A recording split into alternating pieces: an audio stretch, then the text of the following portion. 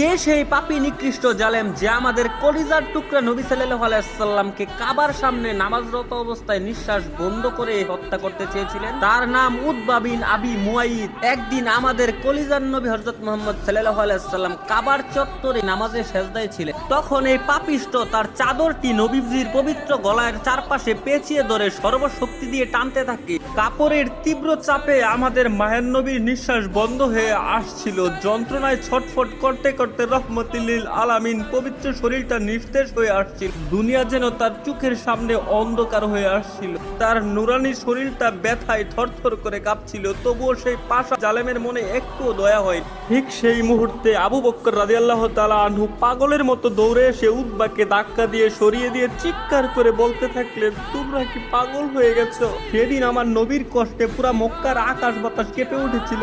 আজ যেমন নবীর কষ্টে তোমার চোখের কোণে জল এসে গেছে।